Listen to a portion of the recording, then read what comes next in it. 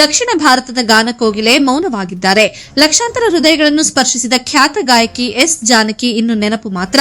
ಅವರ ಅಗಲಿಕೆಯಿಂದ ಸಂಗೀತ ಲೋಕ ಕಂಬನಿ ಮಿಡಿದಿದೆ. ದಕ್ಷಿಣ ಭಾರತದ ಖ್ಯಾತ ಹಿನ್ನೆಲೆ ಗಾಯಕಿ ಎಸ್ ಜಾನಕಿ ಅವರು ವಿಧಿವಶರಾಗಿದ್ದಾರೆ. ಅವರಿಗೆ 88 ವರ್ಷ ವಯಸ್ಸಾಗಿತ್ತು. ಅನಾರೋಗ್ಯದಿಂದ ಬಳಲುತ್ತಿದ್ದ ಅವರನ್ನು ಮೈಸೂರಿನ ಖಾಸಗಿ ಆಸ್ಪತ್ರೆಗೆ ದಾಖಲಿಸಲಾಗಿತ್ತು. ಆದರೆ ಚಿಕಿತ್ಸೆ ಫಲಕಾರಿಯಾಗದೆ ಅವರು ಕೊನೆಯುಸಿರೆಳೆದಿದ್ದಾರೆ. ಹೃದಯಾಘಾತವೇ ಸಾವಿಗೆ ಕಾರಣ ಎನ್ನಲಾಗಿದೆ. ಮೈಸೂರಿನಲ್ಲಿ ವಾಸವಿದ್ದ ಎಸ್ ಜಾನಕಿ ಅವರ ಆರೋಗ್ಯವನ್ನು ಕೇರ್ ಟೇಕರ್ ನವೀನ್ ನೋಡಿಕೊಳ್ಳುತ್ತಿದ್ದರು. ಸಂಜೆ ಇದ್ದಕ್ಕಿದ್ದಂತೆ ಹೃದಯಾಘಾತ ಉಂಟಾದ ಬಳಿಕ ತಕ್ಷಣ ಆಸ್ಪತ್ರೆಗೆ ಕರೆದೊಯ್ಯಲಾಯಿತಾದರೂ ವೈದ್ಯರ ಎಲ್ಲಾ ಪ್ರಯತ್ನಗಳು ವಿಫಲವಾದವು. ಆಂಧ್ರಪ್ರದೇಶದ ಗುಂಟೂರು ಜಿಲ್ಲೆಯ ರೆಪಲ್ಲೆ ಗ್ರಾಮದಲ್ಲಿ ಏಪ್ರಿಲ್ 23ರಂದು 1938ರಲ್ಲಿ ಜನಿಸಿದ ಎಸ್ ಜಾನಕಿ 3ನೇ ವಯಸ್ಸಿನಲ್ಲೇ ಸಂಗೀತಾಭ್ಯಾಸ ಆರಂಭಿಸಿದ್ದರು.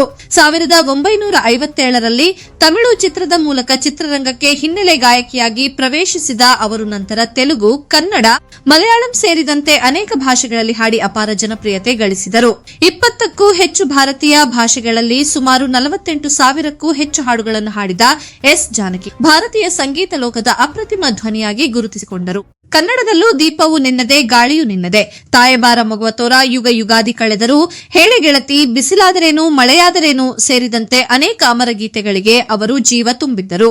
ಅವರ ಅದ್ವಿತೀಯ ಗಾಯನಕ್ಕಾಗಿ ಹಲವು ರಾಷ್ಟ್ರೀಯ ಹಾಗೂ ರಾಜ್ಯ ಪ್ರಶಸ್ತಿಗಳು ಅವರಿಗೆ ಲಭಿಸಿದ್ದವು. ಮೈಸೂರು ವಿಶ್ವವಿದ್ಯಾಲಯ ಗೌರವ ಡಾಕ್ಟರೇಟ್ ನೀಡಿ ಸನ್ಮಾನಿಸಿತ್ತು.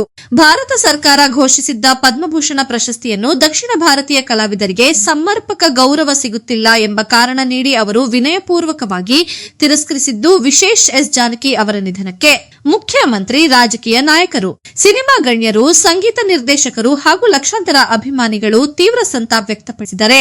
ಅವರ ಅಗಲಿಕೆ ಭಾರತೀಯ ಸಂಗೀತ ಲೋಕಕ್ಕೆ ತುಂಬಲಾರದ ನಷ್ಟವಾಗಿದೆ.